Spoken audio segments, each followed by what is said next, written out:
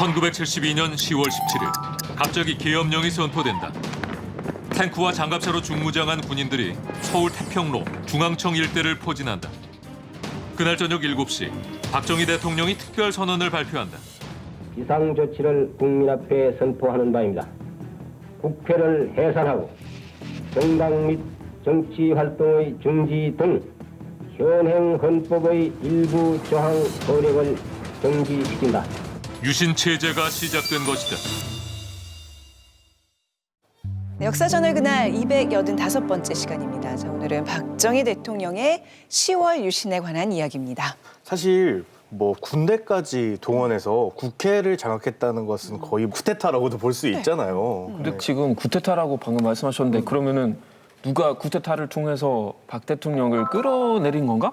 근데 또 유신도 발표했다는 건데 진짜 헷갈려요. 박정희 대통령이랑 군인이랑 같은 편이라는 거예요? 지금 다른 편이라는 거예요? 헷갈릴만 하네요. 예, 뭔가 좀 이상하죠. 네. 보통 쿠데타라고 하면은 불법적인 수단으로 다른 사람의 권력을 뺏어오는 건데요.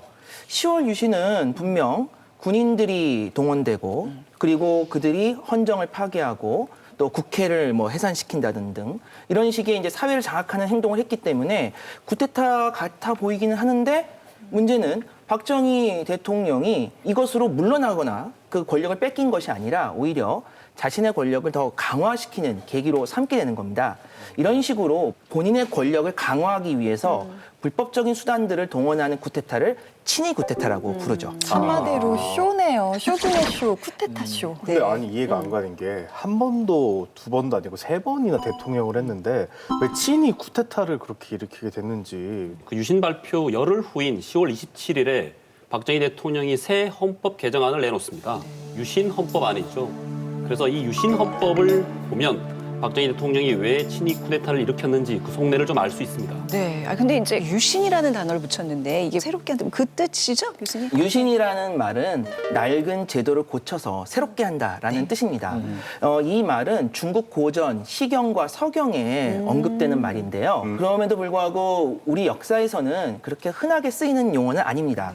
이 용어가 유명해진 것은 바로 근대 일본이 천황을 중심으로 재편하기 위해서 추진했던 메이지 유신 그리고 쇼와 유신 이러한 사건들 때문에 이 용어가 유명해진 거죠. 실제로 박정희 대통령은 이 메이지 유신에 대해서 매우 이제 긍정적인 평가를 하고 또 메이지 유신에 참여했던 지도자들을 높이 평가했다라고 알려져 있고요. 그렇기 때문에 이제 박정희 대통령에게 이 유신이라고 하는 것은 이제 일본의 메이지 유신이나 쇼와 유신의 그 영향이 더 큰 것이 아닌가 이렇게 생각이 됩니다. 우리가 잘 알고 있는 그 유신, 많은 분들이 굉장히 오늘 관심을 가지실 것 같아요. 근데 우선 유신 헌법이라 그러니까 법하는 순간 뭔가 복잡해 약간 그런 생각이 들잖아요. 자, 박정희 대통령의 유신 헌법 이광용 아나운서가 완벽하게 정리해드립니다. 안녕하십니까. 그날의 남자 이광용입니다. 지금부터 유신헌법을 5분 안에 완벽하게 깔끔하게 정리해드리겠습니다. 여러분, 민주주의 하면 뭐가 가장 먼저 떠오르세요? 그리스. 그리스, 오. 국민이 주권을 가진다? 권력 분리. 투표. 자유? 민주주의의 꽃 하면 뭐니 해도 선거죠, 선거. 예? 대통령, 국회의원, 도지사, 시장을 우리 손으로 국민이 직접 뽑는 직접 선거가 떠오르실 텐데요. 그런데 유신헌법에서는 이 직접 선거가 뭘로 바뀐다? 간접 선거로 바뀐다. 선거를 누가 하냐? 국민이? No.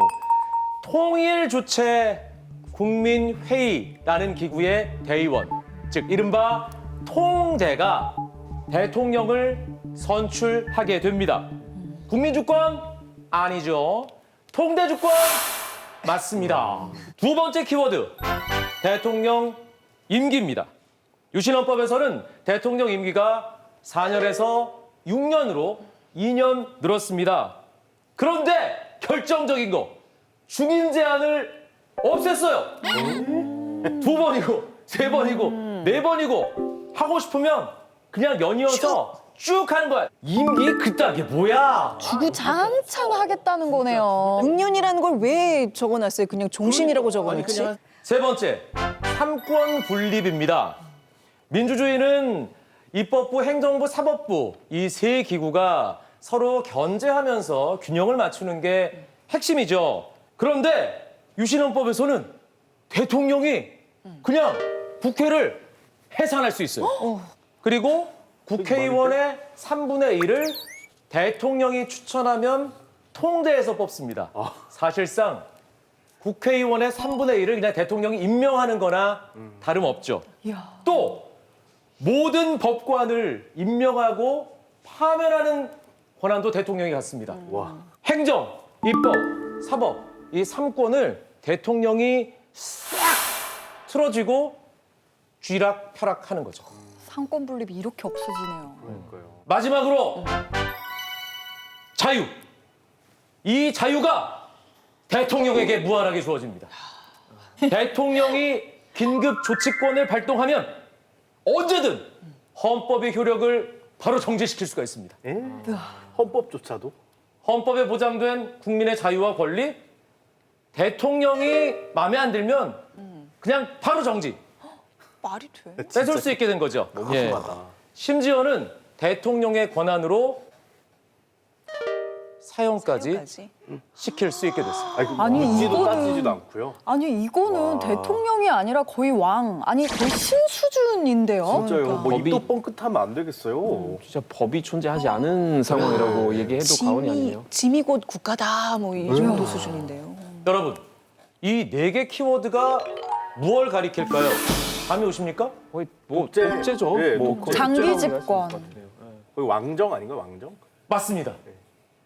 이 유신헌법을 통해서 대한민국 역사상 가장 강력한 권한을 가지고 박정희 대통령이 독재, 장기 집권 할 수 있는 탄탄한 초석이 깔린 겁니다.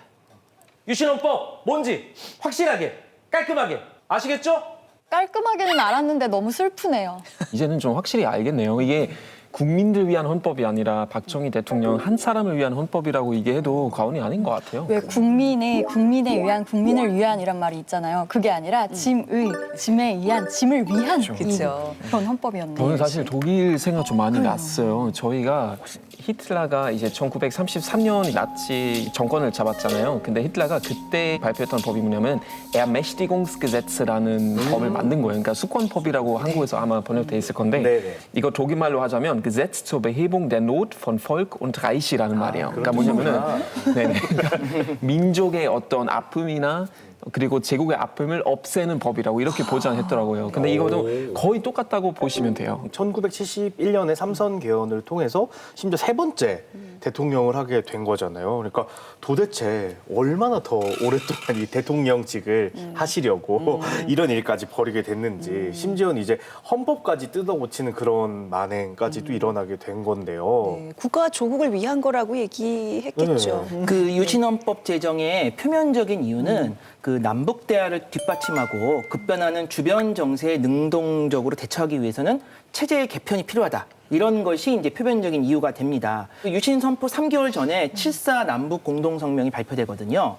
남과 북이 분단된 이후에 최초로 이루어낸 통일 관련 합의라고 할 수 있어요. 박정희 대통령은 이 남북 대화를 우리가 제대로 하고 그리고 그것을 바탕으로 통일로 나아가기 위해서는 체제 정비 또 헌법의 개정이 필요하다. 이런 것들을 내세우게 되는 거죠. 네. 1970년 5월에 7.4 남북 공동성명 논의를 위해서 중앙정보부장이었던 이후락 씨가 대북 밀사로 평양을 방문을 합니다. 이때 이후락은 그 김일성 유일 체제에 대해서 되게 깊은 자극을 받았다고 합니다. 아 그래요. 네. 그렇게 해서 돌아와서는 북한과 대화를 유지하기 위해서는 네. 지도자에게, 대통령에게 힘이 실려야 한다는 명분으로 박정희 대통령에게 유신을 권유했다라고 합니다.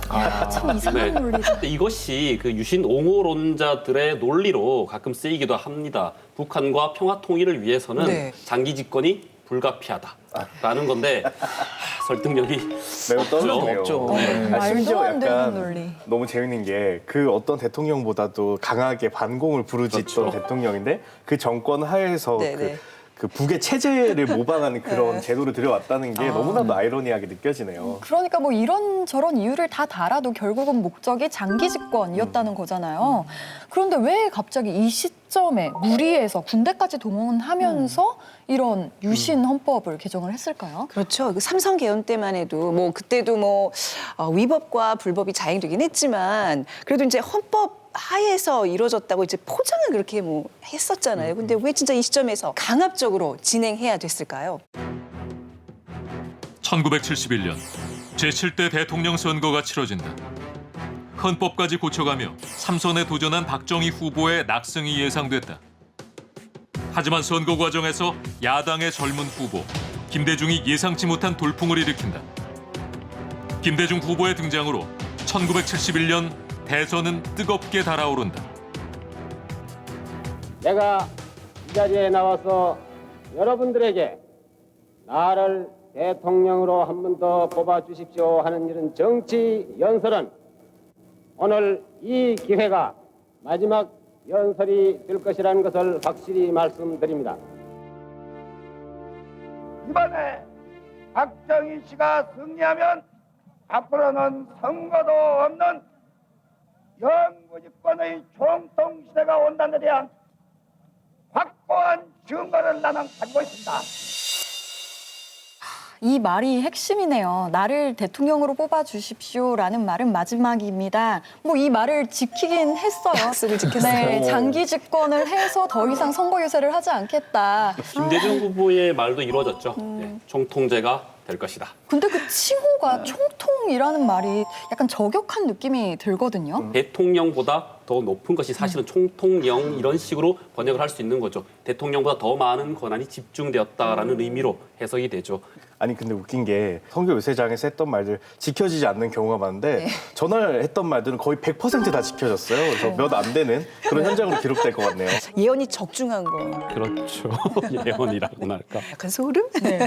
근데 아무튼 이 김대중 후보의 혜성 같은 등장에 이제 박정희 대통령이 위기감을 느꼈다는 거죠. 근데 사실 1971년 대선 전까지만 해도 김대중 국회의원이죠. 김대중 의원이 인지도를 높이고 많이 이제 주목받는 의정 활동을 하긴 했지만 박정희 대통령한테 위기감을 줄 정도까지는 아니었거든요.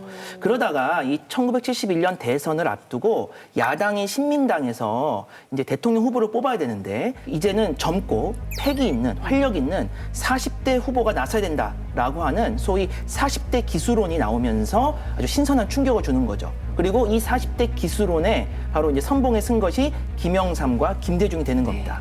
그러면서 이제 김대중이 굉장히 큰 인기를 끌게 되고 결국에는 그 당내 경선에서 김대중이 김영삼을 이제 꺾으면서 신민당의 대통령 후보가 되는 것이고요. 물론 이제 1971년 대통령 선거에서는 이제 박정희 대통령이 김대중 후보를 약 95만 표 정도의 차이로 꺾고 다시 대통령 자리를 이어가게 됩니다.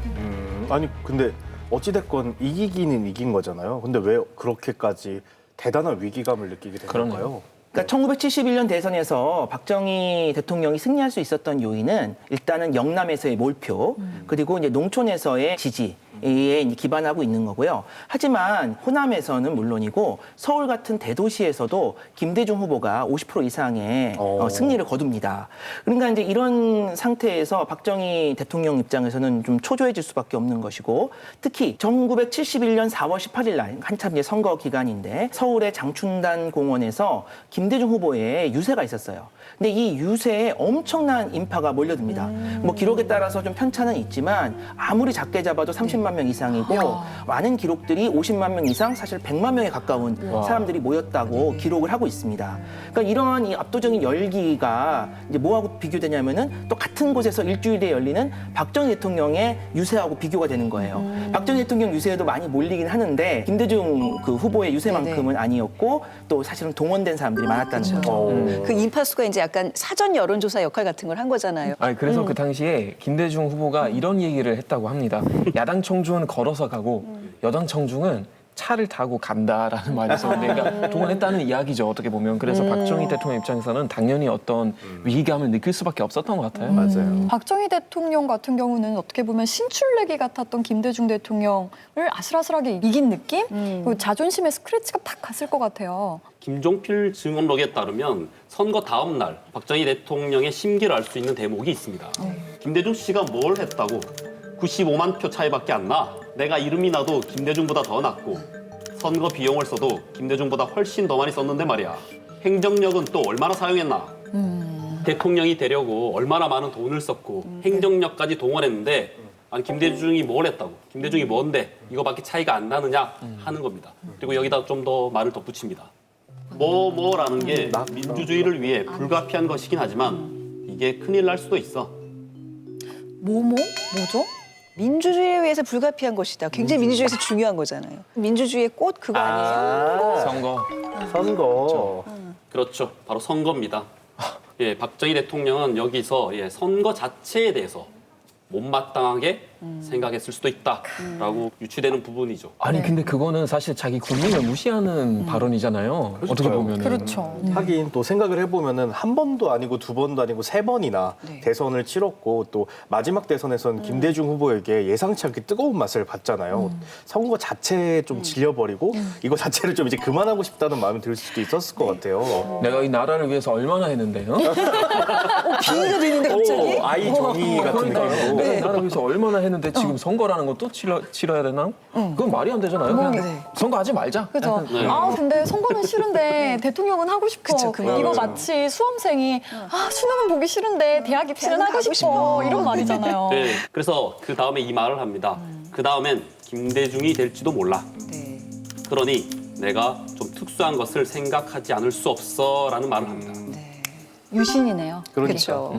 선거라는 시스템을 거치지 않고 나 대통령 쭉 할 수 있는 방법을 찾아보겠다 해서 찾은 게 바로 유신 헌법이네요. 그 낙선의 리스크가 없고 선거에 스트레스가 없는 그 어떤 장기 집권을 위한 장치에 대해서는 분명히 생각했던 거죠. 박정희 대통령은 실제로 이런 얘기를 많이 했다고 그래요. 선거는 돈이 많이 든다. 근데 돈을 많이 쓰는 정치는 생산적이지 못하다. 우리는 생산적인 정치를 해야 된다. 뭐 이런 식의 얘기들을 종종 했고 이것이 결국 유신을 또 합리화해주는 그러한 논리로 쓰이게 됩니다. 이상한 논리인데요. 그리고 특히 이 민주적 절차나 방식과는 관계없이 어떻게든 능률을 극대화할 수 있는 그런 이제 정치를 선호했고 민주주의도 그래야 된다고 생각을 한 거죠. 그리고 이제 이러한 식의 민주주의를 본인이 이제 딱 명명을 합니다. 한국적 민주주의 이런 식으로 명령을 하는 거죠. 아니 한국적 민주주의가 뭐죠? 그럼 독일적 민주주의도 있을 거 아니에요? 그럼 뭐 일주일에 뭐 소시지 10개 이상 먹어야지 독일권이 주어진다 뭐 이런 거죠? 아니 막 K-팝처럼 K-드라마처럼 우리 K-민주주의를 이때부터 이룩하려고 노력했다. K-민주주의. 아니 한국인으로서 자존심이 좀 확 상하는데요. 효율, 뭐 경제적 능률 이런 거를 유약했다는 빌미로 어떻게 보면 한국의 민주주의를 쇠퇴시킨 거잖아요. 그러니까 민주주의의 기본 틀들을 많이 깼잖아요. 우리가 아까 봤지만 이제 선거도 간접 선거로 하고 삼권 분립이 완전히 다 어그러지고 이러기 때문에 이걸 민주주의란 말로 포장하기가 참 좀 그랬는데 여기에다가 이제 자기도 안 거죠, 그거를. 한국적이란 말을 갖다 붙여서 이제 합리화를 시키는 거죠. 근데 제가 또 가만히 생각을 해보니까 네. 후보 연설 때 김대중 후보가 총통제 실시될 수도 있다고 그런 우려를 표했잖아요. 근데 혹시 그렇게까지 생각을 안 했는데 박정희 대통령이 거기서 힌트를 얻어서 정말 총통제를 실시한 건 아닐지 하는 생각이 또 처음에 그럴 생각이 없었는데 네, 그냥 김대중 대통령 후보의 얘기를 듣고 선동이 그러니까요. 됐다. 아니 그런 좋은 제도가 하면서 괜찮은데? 네. 활성화하면 되겠네. 뭐 이런 느낌으로. 그거는 아닌 것 같습니다. 그건 아닌가요? 네, 김대중 후보가 그 총통제 발언을 그 선거 때 하기 전에 서울대 총장을 지냈던 당시 서울법대 교수셨던 유기천 교수가 강의 시간에 이런 말을 했습니다. 자기가 얼마 전 자유중국을 갔을 때 예전에는 대만을 대만, 자유중국이라고 네. 그랬었죠. 타이완. 네. 자유중국을 갔을 때 고위층으로부터 지금 한국에서 대만의 총통제를 연구하기 위해서 온 사람이 있다라는 말을 듣고 경악했다. 진짜로요. 예, 그런 말을 했었다고 합니다. 자유중국의 총통제는요, 사실은 그 연임 제한 규정이 있긴 있습니다만 장개석이 그 임시정을 만들어서 그것을 무력화시켰습니다. 그래서 실질적으로는 종신직입니다. 결정적인 증거네. 아니 그러면은 대선을 치를 당시부터 이미 네네. 종신 집권을 염두에 두고 있었단 얘기잖아요. 미리미리 준비를 했던 거죠. 그러니까요. 그러니까 이 유기천 교수의 발언이 굉장히 중요합니다. 네, 그러니까 네. 이미 김대중 후보의 발언 전에 대학가에서 이런 얘기가 나왔다는 것이고 그 얘기를 한 사람이 다른 사람도 아니고 서울대 총장까지 지냈던 법대의 최고 원로 교수가 이런 얘기를 했다는 거죠. 그리고 그 얘기는 소스가 대만에서 직접 건너온 소스였고요. 그리고 서울대 총장으로 임명한 사람도 박정희 대통령입니다. 아 진짜요? 이거 어떻게 보면 충신이 어느 정도 이제 쓴 약을 대접한 거잖아요. 그 뱉어버린 거네요. 거기 버린 거고요. 유기춘 총장이 총장할 때 학생들한테 굉장히 많이 비판을 받아요. 왜냐하면 네. 정부에 의해서 임명된 총장으로서 학생 시위를 막는 데 앞장을 쓰고 학생들을 또 많이 처벌하기도 했거든요. 그런데 이제 그랬던 이제 유기춘 총장이 이제 박정희 정권이 이제 갈수록 그 독재 정도가 심해지는 거죠. 그러니까 여기에 대해서 이제 법학자로서 쓴소리를 하게 되고 그러면서 정부와의 충돌이 일어나기 시작하는 겁니다. 약간 친정부 의사까지 돌아서게 만드는 애지간했나 보네요, 진짜. 그렇죠. 이제 장기 집권을 이루기 위해서 조금씩 이제 움직임을 보이고 있는데, 자 유신 선포 5개월 전인 1972년 5월에 본격적으로 특수한 것을 실행에 옮깁니다. 1972년 5월 중앙정보부 궁정동 안가. 비밀 공작팀이 극비리의 새로운 헌법의 골격을 짜기 시작한다.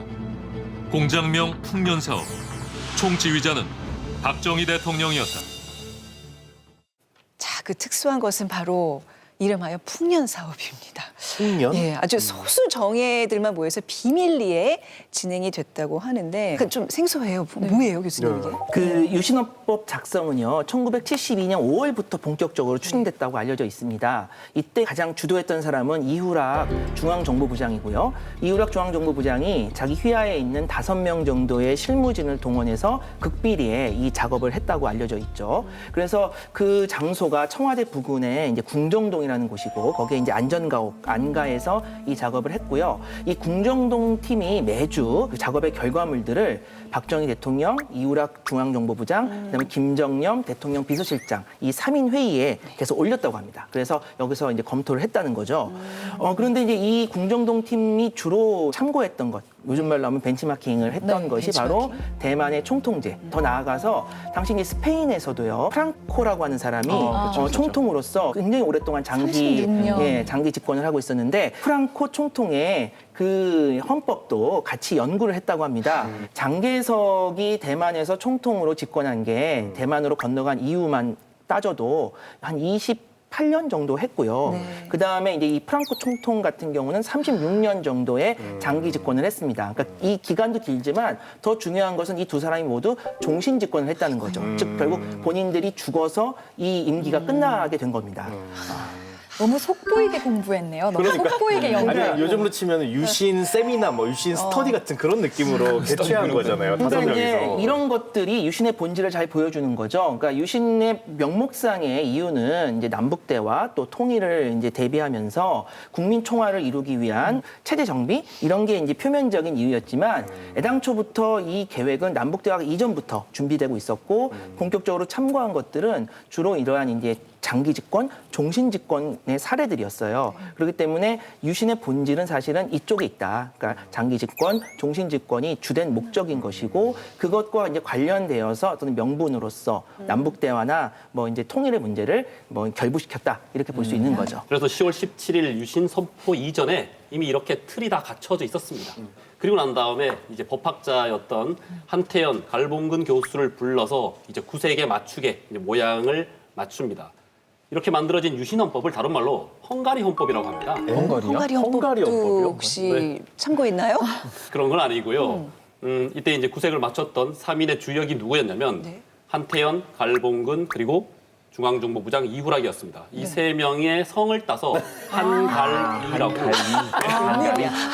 한가리 빠르게 부르면 헝가리 되니까. 이름 너무 잘 지어. 기가 막히다, 네임이. 한국적 민주주의 굉장히 한국인으로서 기분 나쁘고 헝가리 헌법 이거 헝가리 사람들 상당히 기분 나쁘겠는데요. 헝가리 분들 죄송합니다. 네, 그런데 이 실무적인 그 일은 또 다른 주체가 있었습니다. 그때 실무진을 주도했던 사람이 바로 당시에 30대 초반의 젊은 검사 김기춘이었습니다.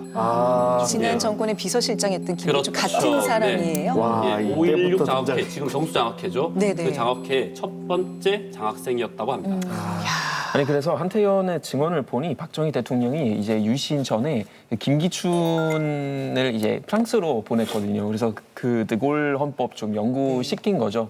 근데 그 드골 헌법도 조금 대통령 관에 굉장히 강화된 걸로 되게 유명하잖아요. 그러니까 전 세계에 존재하는 대통령에게 힘을 실어줄 수 있는 그런 법이란 법은 싹 다 연구한 거네요. 근데 법을 제대로 연구한 것도 아닌 게 네. 사실 드골 헌법이라는 거는 상권 분립을 그렇죠. 해치지도 않았고 또 네. 선거로 자리에서 물러나잖아요. 그러니까 자기가 보고 싶은 것만 열심히 들여다본 그러니까 거예요. 발췌 스터디한 거죠. 발췌 스터디. 예. 그러니까 이 모든 작업의 결국 중심에는 박정희 대통령이 있는 겁니다. 그래서 박정희 대통령이 갖고 있는 어떤 정치적인 입장이나 그의 어떤 스탠스가 그대로 이 유신에 반영되고 또 유신 헌법에 반영되었다 이렇게 볼 수가 있는 거죠. 그런데 이것이 얼마나 극비리에 이루어졌냐면요. 당시 국무총리였던 김종필에게도 유신 발표 사흘 전에야 알렸다고 합니다. 2인자였는데 당시. 그러게 말입니다. 그리고 알려준 이유도 김종필을 통해서 미국에 통보를 하기 위해서 알렸다고 합니다. 예, 그래서 비밀 해제된 국무부 비밀 전문을 보면요. 국무총리 김종필이 유신 선포 하루 전날 당시 주한 미국 대사 필립 하비브를 찾아왔다고 합니다. 그에 찾아와서는 계엄령이 선포될 것이다. 그리고 국회가 해산하고 모든 정치 활동이 멈출 것이다라고 통보를 했습니다. 반응이 어땠어요? 예, 미국은 분노를 했죠. 일방적으로 하루 전날 가르쳐줬으니까요. 그런데 표면적으로는 이것은 남한의 문제다라고 해서 사실상 묵인을 합니다. 그러니까 문서상으로는 미국도 몰랐던 겁니다. 그러니까 이 유신이 10월 달에 일어나게 된 이유가 여러 가지 지금 설이 있는데요. 그 중에 하나가 지금하고 비슷해요. 지금 현재 미국에서 대선 때문에 시끄럽죠. 네네. 그런데 이때도 미국 대선 기관입니다. 그래서 이 72년 10월에도 미국에서 대통령 선거가 있었고 이 대통령 선거의 모든 것들이 다 이제 집중되는 상황에서 미국 정부가 외교 문제에 깊이 개입하기가 쉽지 않았다는 거죠. 좀 소극적으로 대처하는 상황이었고 그래서 일례로 사실은 이 유신 3주 전에 필리핀에서도요 독재자인 마르코스가 계엄령을 선포해서 자신의 권력을 강화하는 친위 쿠데타 같은 것들을 또 일으키는데 여기 미국이 개입하지 않거든요. 이런 것들이 박정희 그 대통령에게 하나의 메시지로 다가갔을 수 있죠. 그러니까요. 근데 사실 미국은 민주주의를 수호하는 국가라고 본인이 이렇게 자처하는데 이거 약간 너무 방조한 거 아니에요? 근데 이제 이 미국이 한국에 대해서 갖고 있는 입장은 두 개의 선이 있습니다. 하나의 선은 민주주의지만 또 하나의 선은 반공이에요. 미국이 생각하는 한국은 어쨌든 민주주의도 지키면서 반공도 고수하는 나라였으면 하는 거죠. 근데 이제 이게 등가가 아니에요. 이 두 선이 반공과 민주주의가 같은 가치를 갖고 있는 것이 아니라 훨씬 중요한 가치가 반공입니다. 이해가 된다, 이렇게 이제 말씀. 반공에 대해서만큼은 철저하게 좀 바라보는 면이 있는데 그러니까 민주주의는 그만큼 좀 유연하기 때문에 이런 상황에서도 결국에는 넘어갈 수가 있게 되는 거죠. 그러면은 진짜 천운이라고도 볼 수 있고 진짜 기회를 잘 잡았다고도 볼 수 있는 게 불과 3주 전에 필리핀에서 계엄령이 일어났고 그 시점을 놓치지 않고서 박 대통령 딱 치고 들어간 거잖아요. 그러니까 예방주사 맞은 거죠. 네, 정말 대단하다고도 볼 수 있고 관운이 좋네요. 그러니까요. 미국 대선 기간에 얼마나 또 이제 복잡한데 그때 딱 노려갖고 이거 치고 들어간 게 참 대단하다는 생각도 들어요. 네. 타이밍을 참 잘 본 것 같아요. 거기다가 뭐 2인자였던 김종필 국무총리도 몰랐고 정보력조차는 미국조차 이걸 몰랐으니 진짜 꼭꼭 숨기고서 한 방 진짜 터트려 볼 거야 이런 각오가 보여요. 그러니까. 진짜 대통령 그리고 하고 싶었나 봐 평생. 본인도 이게 되게 문제가 될 거라는 걸 충분히 의식을 한 것 같아요. 네네. 이렇게까지 숨기는 거라면은. 그래서 주시했다. 근데 우리 전에 했던 그 핵개발 때 그때보다도 더 비밀 유지가 네. 강력하게 지금 그게 더 진행되고 중요했어요. 그것보다 이게 더 중요한 거. 핵개발보다 그죠. 정권 유지가 더. 근데 그 제목이 좀 특이하거든요. 풍년 사업. 그래요, 왜 그래요. 풍년 사업이에요? 풍년. 뭐 박 대통령도 자기 인생 이제 풍년이라서 그런 거. 이런 말 해도 되는지 모르겠는데 풍년도 X이다? 또 풍년이다. 풍년이 이게 워낙 소수의 인원이 워낙 극비리의 일을 추진했기 때문에 네. 우리가 정확하게 무슨 깊은 뜻을 담아서 풍년이라는 말을 썼는지는 사실 알 수가 없습니다. 근데 약간 뭐 추측되는 게 없어요, 뭐 교수님? 비슷하죠. 이 풍년이라고 하는 것이 결국에는 국가의 풍년일 수도 있겠지만 네. 자신들은 아마 유신을 통해서 나라를 제대로 한번 또 세워보겠다, 또 통일로 나아가겠다 네. 이런 생각을 했을 수 있고요. 하지만 사실 궁극적으로는 정권의 풍년이죠. 그 어떠한 견제 없이 네. 장기 집권 또 종신 집권을 할 수 있다라고 하는 면에서 풍년일 수 있겠죠. 근데 이제 국민들에게는 흉년이겠죠. 그러니까요, 진짜로. 이 민주주의에게는 거의 기근에 가까운 일이고요. 네. 풍년 사업이라는 게 이게 어떻게 외부로 알려지게 됐어요? 이렇게 그러니까 비밀을 이 추진했는데. 풍년 사업 자체의 전말은 한참 뒤에 유신 다 끝나고 한참 뒤에 이제 언론을 통해서 알려지게 됐는데요. 그러나 이미 유신 선포 전에 일부 기자들은 소스들을 통해서 정부에서 무언가 개헌 작업을 하고 있다라는 소식을 들었다고 그래요. 특히 그래서 한 기자는 정보를 이제 입수를 해가지고 그 사실을 어떤 야당 국회의원이었던 최영우 의원한테 그거를 흘립니다. 그러니까 이제 최영우 의원이 기자로부터 그 정보를 받은 다음에 국회에서 공개적으로 질의를 해요. 김종필 국무총리를 상대로 지금 내가 개헌한다는 얘기를 들었는데 이게 어떻게 된 거냐 이런 식으로 이제 질의를 하는 일이 발생하는 거죠. 아 근데 물어보면 뭐예요? 제 2인자도 지금 물고 있었는데. 모르잖아. 누가 답변을 해요? 그러니까. 네. 이제 질의가 있었지만 네. 뭐 국무총리도 잘 모른다, 나는 모르는 얘기다 이렇게 하고 또 뭐 아주 구체적인 얘기는 없었기 때문에 그냥 소문 정도로 넘어갑니다. 그러다가 우리가 알다시피 10월 17일 날 유신이 선포되고 그 소문이 실제로 현실화된 거죠. 그러니까 어떤 문제가 생기냐면은 이 계엄령 하에서 이 군인들이 최영우 의원을 잡아들여요. 그래서 그래, 예상했던 너 도대체 문제였을 그때 누구한테 어떤 얘기 듣고 국회에서 그런 식으로 얘기한 거냐? 너한테 이 정보를 준 사람을 불어라. 이래가지고 이제 최영우 의원이 말을 안 했거든요. 그러니까 이제 고문을 가기 시작한 거죠. 대박. 그래서 이제 뭐 물고문, 전기고문, 잠 안 재우는 고문 이래가지고 아주 끔찍한 고문들을 이 국회의원한테 자행을 했다. 와, 진짜 그냥 일반 시민도 아니고 국회의원조차도 그렇게 끌려갈 정도면은 그 서슬퍼럼이 정말 입 한 번 뻥끗 잘못하면 막 추방당하고 고문당하고. 그냥 야만의 시대네요. 그래서 유신 선포 이후에는 그동안 박정희 정권의 비우호적이었던 강성 야당 의원들, 그러니까 소위 찍힌 의원들은 정말 모진 고문을 받았다고 합니다.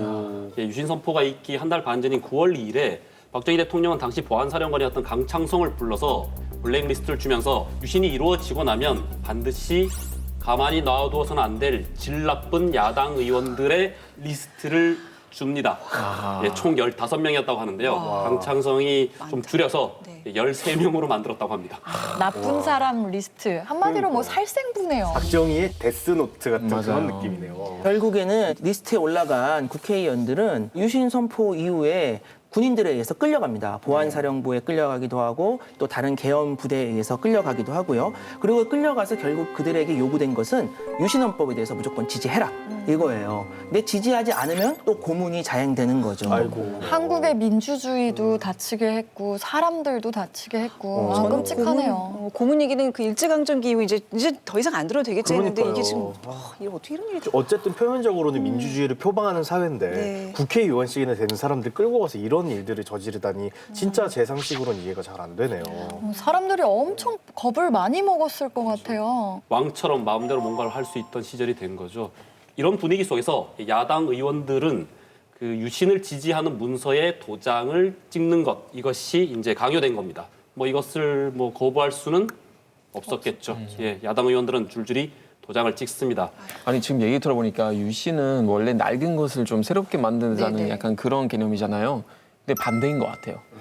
진짜 고문하고 정말 억지로 도장 찍게 만드는 거는 또 반대하지 못하게 하고 자기 생각을 이제 자유롭게 표현하지 못한다는 거는 사실 그 시대는 이미 68년부터 68혁명 있으면서 유럽이나 미국에서 정부를 좀 많이 비판하기 시작했는데 여기는 지금 완전 반대쪽으로 약간 중세 시대에 다시 뒤로 가는 느낌. 후퇴하고 있는 저는 거죠. 네. 딱 그 말이 맞는 게 우리가 사실 10년 전에 이 시민의 힘으로 시민혁명으로 부패한 정권을 끌어내렸던 그런 나라인데 지금 너무나 급속도로 과거로 회귀하고 있는 모습이 그 불과 몇 달만 이 작업들이 다 이루어진 예. 거잖아요. 그 모든 바탕에는 군대의 힘이 깔려 있습니다. 그러니까 유신은 결국 계엄령, 바로 군대를 동원한 것을 빼놓으면은 설명할 수가 없는 거예요. 공포와 폭력을 이용해서 후퇴시킨 것 같아요. 진짜. 고문을 불사하거나 아니면 찬성하거나 이 두 가지 선택지밖에 없는 거잖아요. 이거 국민들이 가만히 놔뒀을까요? 이 개정안 잘 살펴보면 장기 집권을 위한 것이다 알 수 있는데 국민들의 반말도 분명히 있었을 것 같아요. 근데 당시 상황을 보면은 정말 좀 집착에 가까울 정도로 이 반대의 목소리가 절대 나올 수 없도록 여러 가지 조치를 취합니다. 고문하고 유신 지지를 강요했던 것에서도 우리가 알 수 있듯이 어떠한 반대의 목소리도 나오지 못하도록 막으려고 했던 것이 당시 이제 박정희 정부의 입장이었고, 그리고 여기에서 가장 또 많은 통제를 받고 또 많은 어떤 역할을 수행한 기관이 언론이에요. 당시 계엄령 하였기 때문에 유신 직후에는 아예 이제 군대에 의해서 계속 검열을 받습니다. 계속 검열을 받는 과정에서 이제 보도를 해야 되니까 어떤 보도가 나와가겠어요. 그 유신을 지지하고 유신을 옹호하고 유신을 홍보하는 내용들로 그 언론들이 도배가 되는 겁니다. 여러분 안녕하십니까? 유신 홍보대사 유신의 남자 이광규입니다. 왜 저래 오늘? 여러분 드디어 유신의 시대가 열렸습니다. 유신! 뜻부터 얼마나 좋습니까? 낡은 것을 새롭게 한다 이거죠. 중국의 서경, 시경에서 이 주옥 같은 말을 따왔습니다. 왜 웃으세요? 웃지 마세요. 주옥 같아서 저도 예, 웃었습니다. 정말 주옥 같지 않습니까? 네네. 자, 갑작스러운 유신 선포로 많이 놀랬죠? 얼마나 좋은지 제가 포스터로 준비했습니다. 10월 유신, 100억 불 수출, 1000불 소득. 보람찬 내일이 10월 유신의 미래상이다. 누구든지 내 집 갖고 내 차 굴리면서 살 수 있는 행복한 미래. 유토피아네. 여러분, 네. 경제 살리자는 거예요. 오케이? 뭔가 묘하게 설득이 되네요. 아니 라임도 딱 맞아. 10, 100, 1000 딱 이거 지금 라임도 살아있네요. 여기를 또 보시기 바랍니다. 번영과 통일의 길이 열린다. 10월 유신을 통해서 남북대화 확대하고 생산적인 민주주의 육성하고 사회보장제도도 확충하고 정말 아름답지 않습니까, 여러분? 저 좋은 말이나 좋은 말 다 들어있어갖고 네네. 저까지도 효과할 것 같아요 지금. 묘하게 빠져들어요. 완전 저런 네. 복지국가에 살고 싶네 갑자기. 그럼요. 유신의 시대 오세요. 빨리 오세요. 그런데 진짜 핵심은 바로 여기 있습니다. 자, 누가 읽어보실까요? 우리 유신의 시대와 가장 가까이 기대에 계신. 예. 잘 살기 위해 스스로의 자유를 제한하자. 자유를 지금 연탄가스로 표현한 것 같은데 지금 무슨 그림이 무슨 의미예요 아니, 진짜? 자유가- 연탄가스 마시면 중독돼서 죽는 것처럼 자유를 마시면 죽는다는 건가요? 잘 살려면 자유가 밥 먹여줍니까? 예? 자유가 아니면 죽음을 달라.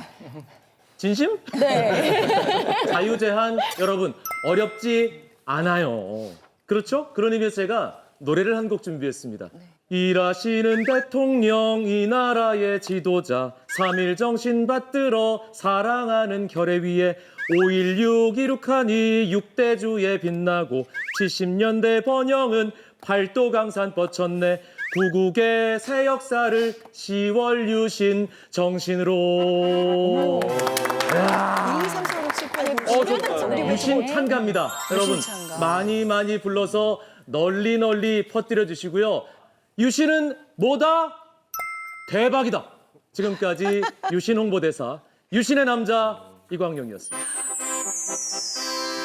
포스터에 노래 이렇게 홍보를 하니까 유신을 안 좋아할 수가 없겠어요. 요새는 우리 딸내미가 부르는 거 보니까 뭐 1초도 안 보이면 이렇게 초조한데 3초는 어떻게 기다려 뭐 이런 노래를 맞아요. 부르더라고요. 안 되면 이렇게 초조한데 뭐죠? 3초는 어떻게 기다려 야야야야 사랑해 널 사랑해 오늘은 말할 거야 6이 뭐지? 60억 지고 어머 60에 대해서 널 만난 건 럭키야 진짜 굉장히 그 정말 구전되기 좋은 가사의 리듬인데요. 진짜 막 홍보는 다 했나 봐요. 찾아보니까 1972년 10월 17일부터 11월 21일까지 TV 라디오에서 유신 지지 단독 해설 방송이 무려 218회, 유신 관련 좌담 방송이 398회, 유신 비전 제시 특별 프로그램이 58회, 또 유신 스팟이 1268회, 또 한 달 남짓한 기간 동안 총 1942번의 유신 관련 방송이 송출이 됐습니다. 정말로? 모든 신문의 일면과 칠면에 유신에 관한 표어가 실렸습니다. 이게 당시의 언론의 모습입니다. 권력을 감시하고 견제하는 기능은 싹 가버리고 그저 이제 관제로 이렇게 변질이 되는 게 느껴지네요. 아니, 이 굉장히 정도면은 이거 되게 착잡하다. 예. 그냥 TV 누르면 무조건 유신 나왔다고 볼 수도 있겠는데요? 그야말로 그 시대의 핫이슈. 유신만이 살 길이다. 유신이 아니면 죽는다. 이런 식으로 어떻게 보면 좀 세뇌를 시킨 것 같아요. 이런 언론의 홍보들은 굉장한 효과를 거두었다고 사실 할 수 있습니다. 제 동네에서는 네. 삼국 통일의 영웅이었던 김유신 장군을 끌어붙여서 혀 작가님이 경주 출신이다, 맞다. 네. 한사코 김유신 밝히시는. 하면 삼국통일, 그렇죠. 유신하면 뭔가 이렇게 남북통일을 이어받을 수 있는 그 어를 이어받을 수 있는 그 느낌은 있네요. 네, 그래서 제가 자랄 때만 해도 선생님들도 이 유신을 정말 침이 마르도록 정말 칭찬을 하셨고 정말요? 그래요? 예, 단 한 번도 비우호적인 말을 사실은 들은 적은 없습니다. 그때 이제 태어난 아이들에게도 이 유신이란 이름을 곧잘 붙였다고 합니다. 야, 설마 그 김유신 장군의 유신이겠지. 설마 그 유신의 유신일까요? 그럴까요? 제가 72년 그 유신둥인데 아마 저도 이제 몇 달 좀 늦게 태어났더라면 유신이 될 수도 있지 않았을까. 허유신 작가님으로서 허유신, 이유신, 박유신 이렇게 잘 보면 그때 앨범 뒤져보면 한두 명은 꼭 있는 요즘 큰 왜 막 애들이네. 2010년대에는 밤마다 연하들이 꼭 있잖아요. 그런 것처럼 김연아 선수 연하. 아, 연하. 그런 거. 연하 밤마다 꼭 있잖아요. 아, 그렇구나. 연하. 근데 이름이란 게 평생 가지고 살아야 되는 거잖아요. 시원은 무슨 뜻이에요? 저요 깨달을 시의 근원원, 근원을 깨달으라. 그러니까 이런 식으로 의미 부여를 네. 내가 생각하는 최고의 가치를 넣는 게 이름인데 당신 정말 유신이 너무너무 마음에 쏙 들어서 이렇게 아이들 이름에까지 붙였군요. 이제 그만큼 거부감이 없었던 거죠. 아니 거부감을 넘어서 거의 뭐 호감을 받을 정도의 홍보가 이루어지지 않았나 하는 생각이 듭니다. 엄청나. 나치의 선정부장 괴벨스 모두 아시죠? 아, 그렇죠. 그 사람이 이런 말을 했어요. 거짓말도 100번 하면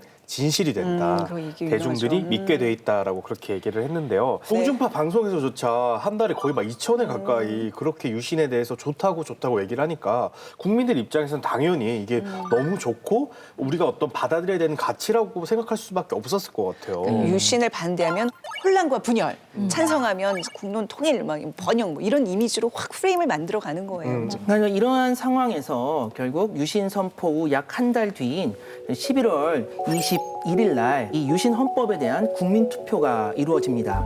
그런데 중요한 것은 그 국민 투표가 이루어진 시점에도 여전히 계엄령은 해제되지 않았고요. 즉 군인들이 여전히 사회를 장악한 상태에서 국민 투표가 이루어질 수밖에 없었다는 거죠. 그래서 그 결과는 투표율이 한 91.9%, 여기서 유신 헌법을 찬성한 사람이 약 91.5%.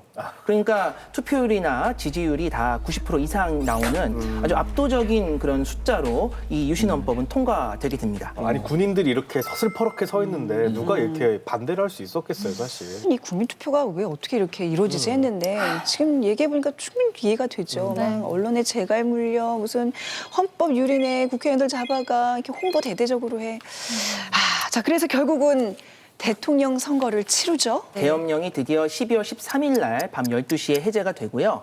열흘 뒤인 12월 23일 날 대통령 선거가 치러지는데 이 선거는 유신 헌법에 따라서 이루어지는 선거죠. 그러니까 국민들이 직접 뽑을 수 있는 게 아니라 통일 주체 국민회의의 대의원들만 대통령을 뽑는 겁니다. 2,359명 정도거든요.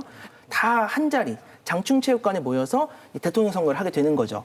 그리고 이 대통령 선거에는 다른 후보는 안 나옵니다. 오로지 박정희 대통령 한 사람만 단독 후보로 나오게 되고 그 단독 후보에 대한 일종의 찬반 투표로 이 선거가 이루어지는 거죠. 이 결과가 어떻게 됐냐면은 2,359명의 대의원 중 무효표 2표를 제외하고 전원이 찬성하는 결과로 박정희 대통령은 제8대 대통령으로 당선이 되게 됩니다. 이거 20세기판 그 정치 블랙 코미디 만들어도 될 것 같아요. 그러니까요. 아 이거 수치로 계산해 보니까 거의 99.9%의 찬성률인 건데요. 말도 안 되죠. 아유, 왜 선거를 왜 하지? 그 돈이 아깝잖아. 세금 아까워. 그 무효표 2표는 제가 얼핏 듣기로 박정희 뭐 이렇게 써가지고 무효표가 됐다고 박정희 그러는데 막 이렇게 박정희. 또 완전히 100 하면은 조금 찔리잖아요. 모양 빠지니까. 예, 나중에 한 한두 분이 개. 말씀하시기를 자기는 일부러 박정의라고 의라고 썼다고. 네. 체육관 대통령이 그렇게 탄생하는군요. 그래서 12월 27일 투표를 했던 그 장충체육관에서 박정희 대통령의 취임식이 이루어집니다. 여기에는 통대를 비롯한 극히 제한된 인원만 초청이 되었습니다. 보통 취임식은 공개적인 장소에서 아주 대대적으로 치르잖아요. 도둑이 제발 저린다고 좀 떳떳하지 못한 권력인 걸 아니까 그냥 조촐하게 그냥 우리 아는 사람들끼리 파티하자 이러고 버린 건 아닐까요? 파티. 네. 파티 그냥 생파처럼. 그 전까지는 그 중앙청 앞 마당에서 이루어지는 것이 뭐 관례였다고 합니다. 사실 뭐 관례라고 해봐야 대통령 3분밖에 없었잖아요. 윤보선 대통령만 빼고는 이승만 대통령 3번, 박정희 대통령 3번에서 전부 6번이 중앙청 앞에서 이루어졌는데 그런데 이제 이렇게 실내로 옮긴 것은 뭐 표면적인 이유는 대통령의 경호 문제였습니다. 경험 문제. 그런데 뭐 속내야 아무도 모르죠. 그렇죠. 근데 방금 말씀 들으면서 너무 웃긴 게 지금 8대 대통령인데 대통령 명수는 3명밖에 없는 거잖아요. 이런 말 좀 외람되지만 나라 꼴이 장난 아니다. 진짜. 네, 그런 생각이 드네요. 그리고 그날 이제 관련된 그런 일화도 있는데 이제 박정희 대통령 이제 그 취임사를 낭독하기 시작하자마자 옆에 있었던 그 국기 그 개항대가 꺾였다고 합니다. 태극기가 바닥에 떨어졌다는데 이거 너무 드라마틱한 사건이에요. 그러니까요. 근데 거기 실내이잖아요. 그러니까 바람이 불지도 않은 상황에서 그 태극기가 이제 떨어졌다는 거는 뭔가 약간 상징적인 약간 그런 거 아닐까라는 그런 생각도 드네요. 맞아요. 그 떨어진 태극기가 어떻게 보면 우리나라의 민주주의라는 중요한 가치가 추락했다는 그런 걸 상징하는 것 같아요. 그래요. 이 모든 해프닝들이 참 웃어넘기기에는 너무나 좀 착잡한 오늘의 이야기였습니다. 그래서 1972년 이제 10월 17일 유신으로 인해서 대한민국은 긴급조치 시대가 막 펼쳐지고 김대중 납치 사건, 인혁단 사건 등등 정말 엄혹한 독재 체제로 들어서게 되는데요. 박정희 대통령, 뭐 우리나라에서 가장 인기가 많은 대통령 중 한 명이죠. 그래서 오늘 방송을 보시면서 꽤 많은 분들이 좀 언짢다 이렇게 생각하실 수도 있을 것 같아요. 하지만 한 인물을 이해하기 위해서는 그 사람이 가진 공과 과를 명확하게 진실의 눈으로 바라봐야 한다고 생각을 해요. 그래야 그 인물을 더 잘 이해할 수 있고 또 앞으로의 미래도 더 보다 선명하게 바라볼 수 있을 거라고 생각을 하거든요. 역사적인 그날을 통해서 오늘도 그리고 내일도 좀 더 명료하고 선명하게 그려나갈 수 있었으면 좋겠습니다. 저는 오늘 얘기 들으면서 어릴 때 제 자신이 조금 떠올랐는데 전 어릴 때 이제 아이스크림을 좋아하니까 아기 때 엄마한테 어제 아이스크림 사달라고 얘기한 적은 없어요. 어떻게 얘기했냐면은 엄마도 아이스크림 먹고 싶지. 엄마도 아이스크림 먹고 싶지. 이렇게 설득시키려고 했었거든요. 근데 저는 그건 약간 그 방식이 좀 비슷한 것 같아요. 아까 히틀러 얘기도 말씀드리면서 이거는 민족을 위한 것이다라고 보장해서 본인의 권력을 확보했었고 이번 유신 헌법도 이제 정말 모든 사람들의 어떤 번영, 뭐 어떤 경제 발전 그리고 통일을 위한 것이다라고 했는데 결국은 본인을 위한 것이었다는 거 우리 다시 한번 확인할 수 있었는데 많은 권력자들, 많은 지도자를 그런 뭐 상술 쓰잖아요. 그러니까 너희들이 나를 반대하면 결국 애국자 아니다 이런 식으로 이제 많이 보장을 하는데 그래서 국민으로서 정말 이거 정말 우리를 위한 것인지 잘 확인하는 그런 시간이 늘 필요한 것 같습니다. 그러니까 지금 민주주의가 아무리 발달했다고 하지만 우리가 권력을 제대로 감시하지 않으면은 언제 어떤 순간에 어떻게 부패가 될지 모르는 일이잖아요. 그런 경각심을 잃지 말아야 된다는 것을 알려주는 귀한 방송이었던 것 같아요. 그러니까 국민의 판단력을 기르는 맞아요. 방송. 역사로부터 어떤 교훈도 얻지 못한다면 그건 인류의 가장 큰 비극이라는 얘기가 있듯이 사실 이 유신 체제를 통해서 지금 다니엘 말씀하신 것처럼 우리가 느끼는 게 있어야 돼요. 맞아요. 네. 유신은 헌법이 민주주의가 이만큼 쉽게 파괴될 수 있다는 것을 보여줬다고 생각을 하고요. 국민이 헌법을 지키지 않으면 헌법은 결코 국민을 지켜주지 못한다라는 것을 깨우쳐주는 역사적 사건이었다고 생각을 합니다. 유신을 합리화하는 몇 가지 주장들이 있는데요. 뭐 남북 대화와 통일을 위해서 불가피했다. 그리고 이제 이후에 이루어지는 중화공업화의 든든한 기반이 되었다. 그래서 이제 유신에 대해서 긍정적인 평가를 하는 경우도 있지만 이 유신만큼은 선을 넘어도 너무 많이 넘었다라고 할 수 있을 것 같아요. 유신과 같은 제도는 아무리 우리가 다양한 방식으로 합리화를 하거나 또 이것을 옹호한다 할지라도 사실은 결코 되풀이돼서는 안 될 우리 현대사의 아픔이 아닌가. 그래서 우리가 그것을 좀 분명히 해야 앞으로 좀 더 발전된 나라를 만들 수 있지 않을까 이렇게 생각을 합니다. 네. 오늘 가장 좀 뼈아픈 부분은 권력을 감시하지 못했던 언론과 또 그 선동에 넘어간 우리 국민들이 아닌가 싶어요. 정말 이 민주주의를 지키는 최후의 보루는 바로 깨어있는 시민이라는 거 다시 한번 느끼면서 자, 오늘 순서 여기서 마무리하겠습니다. 함께해 주셔서 고맙습니다. 네.